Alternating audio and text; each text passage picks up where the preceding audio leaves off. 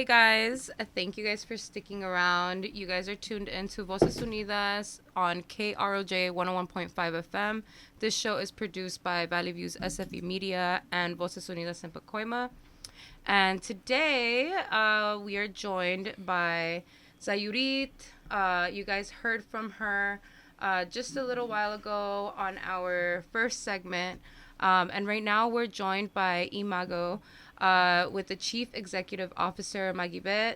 We have Los Angeles Case Manager, Maria Estefania Reyes. And we have Immigration Advocate.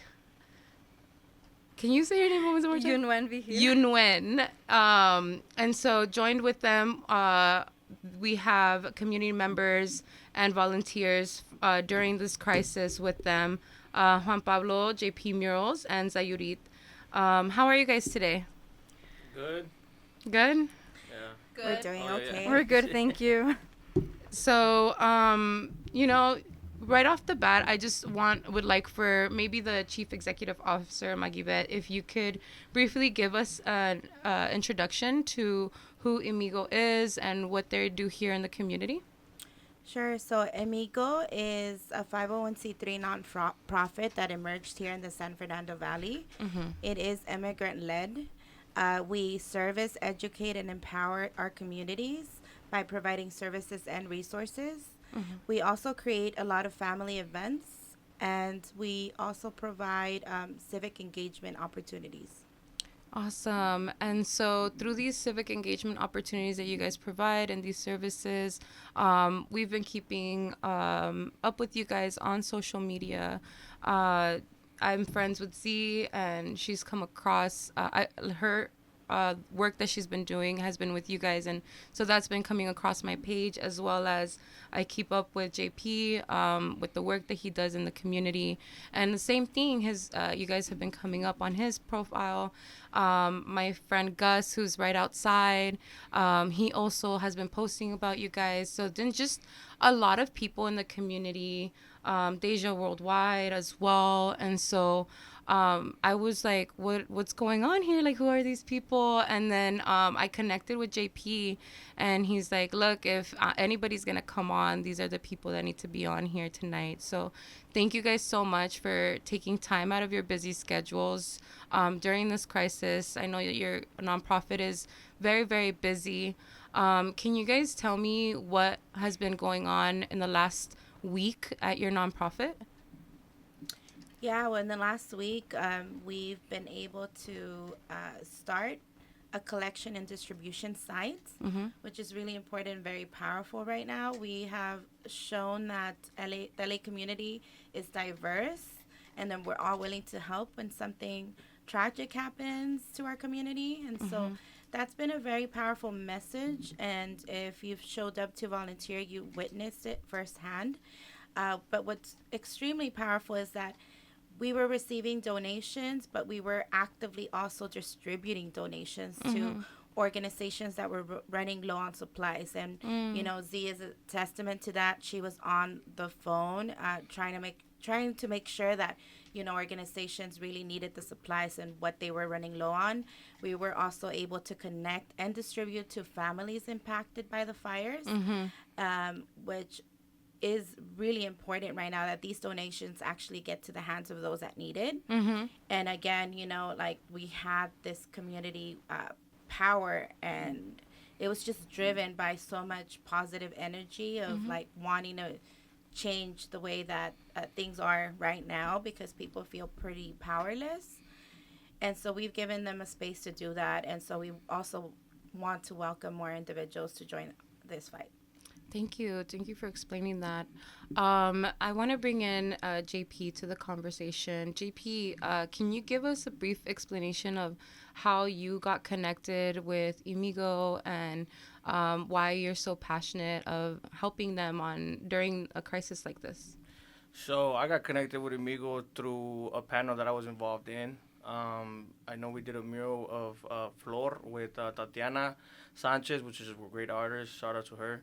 and that through there, I got involved with, just kind of meeting the right people that are in the same fight as I am. Mm-hmm. And we were in a panel, and that's when I met Magybet and a lot of other great individuals as well. And ever since then, I know they're from my community, from the valley. So I want to go always support the people that, bring certain type of relief to those people that are in the shadows Mm-hmm. and don't have a voice. So I align with that. That's my vision as well. So, whatever I can do to volunteer and put them in the right direction or direct them to the right people, that's what I'm always do. Thank you. Thank you for that. And we already know that you are true to your word. We have connected with you in the past through Valley Views and KROJ. And so thank you for the work that you're doing in the community and with the youth in the community as well. Zayurit, I wanted to bring you back into this conversation. What is your connection with Immigo, and how did you start getting involved with them? So I actually just recently met JP through a friend when he put up the murals and our projects for the Cesar Chavez high school. And honestly, from there, like, I just started following him, and I noticed that the day of the fires, when Immigo started their donations, he was looking for volunteers. So I'm on vacation right now. So I was like, you know what? Like, what can I do to help my community? And like Theodora had mentioned during the first segment, that during COVID, like, if you weren't an essential worker, you basically couldn't help out at all. We couldn't be outside. And the one thing I hate feeling is powerless. So I told myself after COVID, like, if anything were to ever happen and I can do something to make an impact, like, I'm going to do it. So when I saw that JP had posted that story, I like hit him up and I was like, hey, you know what? Like, I'll be right there. Within 15 minutes, I got there, and they were like overwhelmed in donations. Like, and it's such a beautiful thing to see. And I even volunteered at other locations, but the one thing that I did like about Immigo was their strategy, because they were super organized. And so that's where I ended up, coming together with Maggie. I ended up helping them reach out to actual direct victims who needed those donations. And I think that's what's setting them apart from other organizations, is that they're making that direct impact. And so, like, if anyone can support them, can fund them, they're a nonprofit, I think they're doing excellent work. And yeah, like, I love what they're doing, and if there's anything that I can do to help assist them in that mission, I'm here to help. Thank you. And I wanted to give an opportunity for the case manager and for the immigration advocate to also jump into the conversation. I know that right now we're talking about the current crisis, which is the fires and the winds that are affecting our community. But you guys work with the immigration population in our community. Can you guys speak a little bit about your guys' experience there, and why you guys are also involved with Immigo and working with them?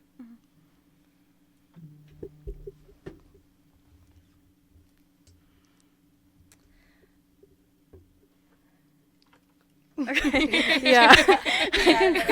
Yeah. A little bit of an emotional moment there. Shake it off, shake it off. Yeah. Okay, no worries. We can go ahead. Yeah, so for me, I started with Immigo, I want to say about a year and a half ago. Someone I knew from high school who's actually, her name is Elton. She's actually a citizenship instructor at Immigo, so shout out to her. She would post about Immigo constantly on her feed, and I was looking for something to do over the summer, and I'm like, let me go, like, it's walking distance from my house, let me go take a look and see what's up. So I went, I spoke to Maggie. I started off teaching classes on Saturdays. Then I stopped for a while to focus on school. And then Magybet actually reached out to me and gave me the opportunity to learn about immigration law to help assist with that. So I took a course. I took the exam. When I came back from college during the summer, when I moved back home, I started volunteering at Immigo. It started once a week, then it became twice, 3 times a week. It was just working on cases with Estefania, so we started working on that. And now I do work with the cases, and I think what it made me want to reach out was because I do come from an immigrant family. My parents are both from Mexico. So, and growing up, like, I know, like, the difficulty of, having immigrant parents. It is, like, you're experiencing so many different things on your own. And I feel like there's, like, a level of mistrust in our community because, you know, when it comes to immigration, people will hear one thing and then they tell their neighbor and tell their friends, and it becomes like a trust of like miscommunication. And there's a lot of people who unfortunately are out there, you know, working as like immigration attorneys or immigration nonprofits who are there to scam people and will take people's hard-earned money and then just do immigration services that don't apply to them, or they tell them, okay, I'm going to do this immigration service for you, and it doesn't even work out for them. They're just taking their money. And so you mentioned the fact that people don't have a voice or don't have the authority to stand up for them. Yeah. So one thing I love about Amigo is that we try to create that, like we attempt to create that trust with our clients, that we want to be there, we want what's best for them, we want to help them out, like we want to spread education, because there's a lot of misinformation in our community about immigration and who can apply for what and what benefits people can get. So we want to spread education, want to help people, we want people to trust us, be like, okay, we're here to help you guys, and even if we can't help you because of whatever circumstances, we're going to provide you with resources and people to help you out. Wow, thank you. I think that's huge. It's so important to create trust. Over the weekend on Saturday, we had Congresswoman Luz Rivas here for a special interview with Valley Views. And so that was something that she was talking about, was making sure that she said live on our show that she's dedicating herself to making sure that her office is one of those reliable resources, trusted resources here in the community. I want to come back to you, Estefania. I'm ready. Go for it. So I got connected to Amigo through my brother. We started as volunteers. I am a DACA recipient, so I started seeing Maggie for help and stuff. And through that, you know, she just liked my vibe, I guess. And then, you know, I started volunteering, you know, daily to help out, you know, with anything she needed. And then through there, I also got certified to do legal paperwork. So through that, I was able to go ahead and, you know, help out that way. Then she also helped me do advanced parole. And then through that, I was finally able to adjust status through my husband, through the help with Maggie. So, you know, you just fall in love with, you know, what you connect with. And in this case, it was, you know, helping out others that were in the same situation. Oftentimes, I feel like, you know, not to badge anybody, but, you know, lawyers often don't really, I guess, tell you other options you may have. And I feel that through this org, we're very straight as far as, you know, giving options. You know, we've come across people that have unfortunately gotten scammed, you know, and Or just paid thousands of dollars for that was my case, you know, like I paid a lawyer, you know, a large amount of money to go ahead and, you know, help with my case. And they took me the longer route, which I could have simply done, you know, advanced pro and then come back and adjust status. And I feel like our community is not, it's not well informed as far as the options, you know, we have as, you know, students, as far as, you know, DACA recipients, things like that. And through that, you know, I'm able to, like C mentioned, you know, we connect with people, we impact people directly. And I just love, you know, that we're able to connect with our people.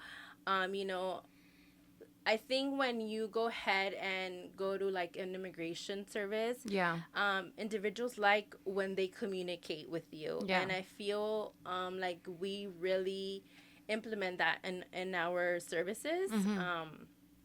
So yeah. Thank you so much for that. Wow, Magybet, this is just amazing to hear. First of all, the community that you have been able to create through civic engagement, like you said, which is part of your mission statement. How do you feel hearing, you know, all these directly impacted individuals through your organization now sitting here next to you? I see as like, you know, your right hand type of people. How has that process been for you? It's been, you know, a long process for sure. Imagine. But So when I first started Amigo, it was a lot of like family and friends helping out. Mm-hmm. And so it's just beautiful to see that now we are bringing like strangers and connecting strangers together for one mission. Mm-hmm. Has been a powerful thing to witness firsthand. But I do want to acknowledge that, at Amigo, it's like we do come from an immigrant background ourselves. Mm-hmm. So we connect very well to our demographic that's being served. But then also just seeing the power that we have, like Mm-hmm. that if I'm able to share my story and my story becomes a testament to what somebody else can do, is just why I want to keep doing the work I'm doing and why I want to share my story. Mm-hmm. And, I hope that people become a little bit more open about sharing their experience as an immigrant in this country Mm-hmm. because it goes a long way. There's so many people that need to hear our message, that need to hear these stories Mm-hmm. in order to feel like they could also make a difference. Because, I mean, I'm just like one girl that grew up in the San Fernando Valley who had Yeah. big dreams and wanted to build this entire organization. There's many, I always talk about how, like, crazy I seemed, in the beginning to, like, just telling my parents I'm going to do this and I'm going to do that. And even now, no, I have, like, so many ideas Yeah. that I have yet to execute. And I really do believe that we have the power to do that. Yeah. That there is still this really big mission left Yeah. to accomplish. But we're going to get there. Well, one you're step at such a time. trailblazer in the community, and just seeing here the community that you've brought together. I mean, everybody in this room is a leader in the community, especially during these times. And so, coming back to what we're going through right now in the community with these fires and the wind, I wanted to talk about the false or not false allegations of ICE being here in our community. I know that you guys are a trusted resource here in the community. And like Z said, there's been a lot of folks reaching out, asking questions. I work at a food pop-up in Pacoima. And so we have a lot of our customers are undocumented, are this part of the community. We service folks that are coming out of work, going into work, like en el puesto se ponen from like 4 a.m. That's when they start, and then they're out of there by like usually 1 p.m. or before when they sell out. But we were getting calls because we weren't there because of the winds, but we were getting calls throughout the week that people were seeing like ICE vehicles parked in the area that we were at. So people were checking in on us, like, are you guys okay? And we sent out like our own folks to go check.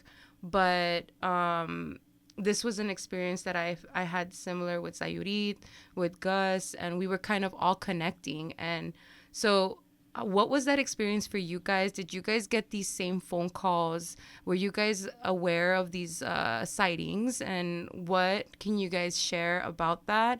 And how can community accurately report these sightings? Because I know that was a big issue, that they were not being reported accurately. Oh, man. So yes. So I was receiving direct messages on social media. And I was getting phone calls, texts, sending me links. Did you see this? And I understand that, like where it's coming from, right? Mm-hmm. Like a place of fear and a place of like just when times of crisis happen, like it's just part of the history behind like what we've seen in the past. Mm-hmm. Is that every time something tragic happens, like a crisis, natural disaster, those are the vulnerable times that I feel like ICE goes out of its way to Target the community. Target communities that are like the most vulnerable, because now all the organizations are distracted. Advocates are distracted. There's so many things going on in our community. And so I think for me, I just want to make sure that information is getting reported correctly. And what we can do is teach our communities how to document and report. We need to teach them about their rights, because knowing your rights is knowing your power. And really just understanding that even as immigrants, we have rights in this country.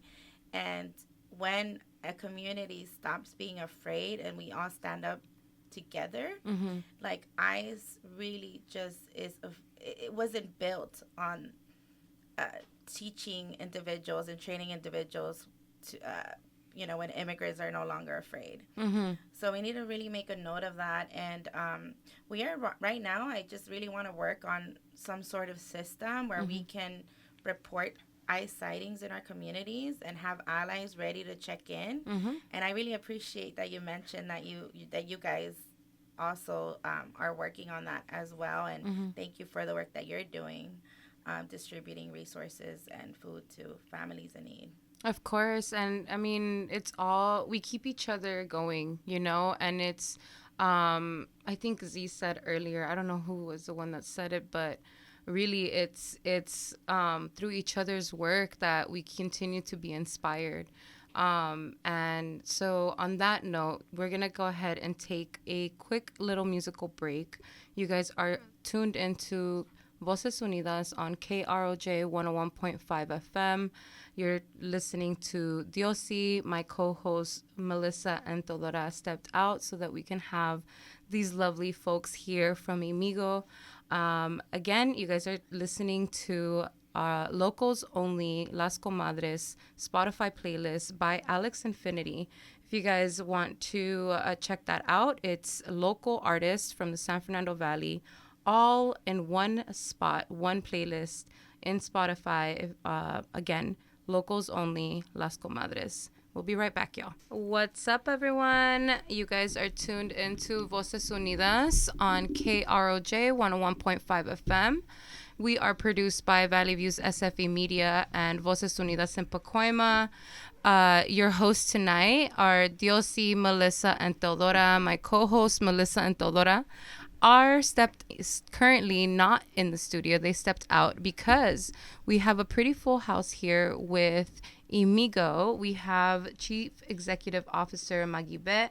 We have Los Angeles Case Manager Maria Estefania Reyes. We have Immigration Advocate Yunwen Vigil.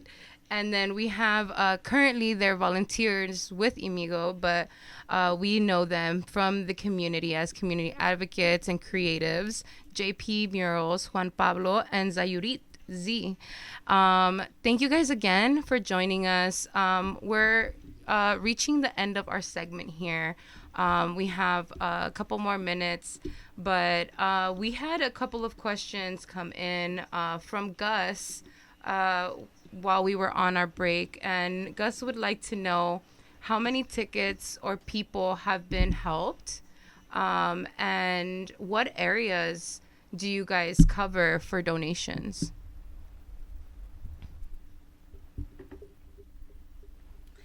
So right now, Samigo is really working on being a centralized resource and service provider, but during the fire distribution, we've managed to distribute long distances. We're talking about Lancaster, Palmdale, Wow. Upland, like the Inland Empire. People were willing to drive miles. We created a rapid response sheet for drivers, and we received, in just like the first day, I think there was already like over 100 drivers signed up. So basically everyone who was coming in, or even, we posted the link online, we were sharing it, we were texting it. Again, there's a lot of community advocates like JP and Z who show up, who were like, what can we do to help? Post this link. We had individual activists and, just really, really push this message, because we didn't have all the Amigo team was so busy, we weren't really posting our own content, but we had the community there to do it as individuals, and that really went a long way for us. Everyone was just sharing each other's reels, socials, and all that, and so that really came a long way, because then we were able to get all these drivers were ready. I mean, they were even coming in and just checking in, do you still need another driver? They were parking away, just waiting for our calls. And that's important, because right now, families, I mean, you guys saw the videos. Some families don't have vehicles. Some people were just like stuck in the whole chaos. and even when it comes to like a lot of individuals in our communities, we know a lot of people that don't have any vehicles. Right. We know a lot of domestic laborers that were living at homes, and now poof, their job is gone, and now these communities live paycheck to paycheck. So we do expect long-term effects coming from this, and we want to make sure that we're ready. So our numbers are in the thousands now. I can't really confirm an exact number, but they're in the thousands because again, we were also helping organizations that are now distributing these items. Right, right. Thank you so much for that explanation. That is crazy that you guys had drivers going all the way out to like the inland People empire. were willing to wait. Like we had like think about 3 or 4 towards the end of the night that we were waiting for victims to sign the form. These drivers waited like over an hour, 2 hours just to get like called up. Yeah. To me, and I'll say it again, time is the most valuable thing. So the fact that people are just willing to wait around to help, it's beautiful to see. No, yeah, it really is. And yeah, you're right, because I did notice that I've been looking at your guys's Instagram throughout the last couple of days, and your story is just full of shares. You know, you guys are reposting. That's really nice to see. But as we're approaching the end of this segment here, I wanted to give you guys the opportunity to let folks know how other opportunities that there are to get involved with you guys. We see that there's 2 volunteers here who started off as volunteers and now are part of your organization. Can you explain a little bit more on what that process looks like, if anybody would like to get involved with you? So Immigo welcomes like all types of skills and passion to serve community. We want to make sure that we're giving individuals an opportunity to do something they want to do, or bring skills that they already possess. And people can sign up online on our website or just show up. Honestly, like we'll sign you up in person. If you could just show up to anything we're doing, we will welcome you. We will, that's where like a lot of us meet, we are actively creating leaders, like that's what was beautiful to see as well, is like we met so many new individuals and they were just like leading the way. Yeah, 1 second. You guys are tuned into Radio Olin, KROJ 101.5 FM. We're coming to you live from our studios here in San Fernando, in Pueblo y Salud. You guys are tuned into Voces Unidas on KROJ. You're listening to Diosy. We're just talking to Magybet, and she's wrapping up some thoughts. Yeah, and so if you can sign up on our website or just go to our social media, the link is in the bio as well. I mean, you can just simply show up, and then we'll get you started. Otherwise, you can also just give us a call, and we'll go ahead and sign you up, let you guys know what is there to do, or how we can also assist and help you guys learn, and also share information that might help others in the future. Thank you. And for anyone who is undocumented or is a DACA recipient, and they would like to access your resources, where can they do that? Just call us. Yeah. Call us, and you. we'll go ahead and help out. Okay, and then can you guys maybe share your Instagram handle as well as a phone number? And then we'll obviously be also posting this on our social medias as well, for folks to keep in contact. Yeah, so our office phone number is 818-730-0140. We are taking calls all the time. If anyone has questions about their status, they want to get started on a case, they want to volunteer, or they just want to come in and explore our office, like just give us a call. Like if we don't get to you, we'll get to you soon. I promise, we'll get to you soon. And Thank you. Our Instagram is at Immigo.org Okay. on Instagram. Thank you. And Immigo is spelled? IMMIGO. Thank you so much. JP, do you have any final thoughts on the subject? I suggest everybody like supports something that they want to be a part of, and I feel like during these times of crisis, we have people from Downey coming all the way over here just to go ahead and volunteer, and no one's getting paid for this. Like, everybody's coming here with the same thought, and we're here to like help out like the people that are in need, right? So Amigo was a big part of took that initiative to make that happen, and if you want to go ahead and support them, support their vision. They're currently trying to get donations to get a van so we can mobilize and be able to help even more people. So if you guys can go ahead and look at the link, and be able to kind of like put your money, where something that's gonna be valuable and people are gonna benefit from it. Thank you so much. Z, any final thoughts? Sorry. Not really, but just I think even for us, just to keep up the good work, but to reiterate, to make sure to take care of yourselves as well. The work that you are doing is heavy, not just physically, but emotionally. And, you guys being an immigration services nonprofit, I'm sure you guys hear, different stories. So I just want to make sure that you guys are taking care of yourselves as well. And is there anything that we or the public can do to help Immigo? Yeah, so in the next, 4 years, we're really going to need you. We really need you to come show up or donate when you can, because we're going to need our energy and all of you to protect each other, really, and to make sure that the right information is being shared. Yeah. Especially this upcoming year, I want to reiterate that in social media, there's not going to be as much fact checking. So just make sure you follow organizations that can confirm, the just media and information that is being put out there. And I think following Amigo is a great opportunity to do that. So I think just working together, being allies, and being there for our community is the Con ganas y sin miedo se puede. Exactly. Con ganas y sin miedo se puede. I love that. Well, you guys, that was Immigo and JP Murals and Z. Thank you guys so much for joining us. Thank you for the work that you guys are doing. And I'm looking forward to connecting with you guys and hopefully volunteering with you guys soon. Outside of all of this craziness, I have my kids at home right now, so I myself haven't been able to volunteer, but I'm doing work on the other side of trying to push out this information. So thank you guys for giving me the opportunity to share your guys' work and your guys' stories.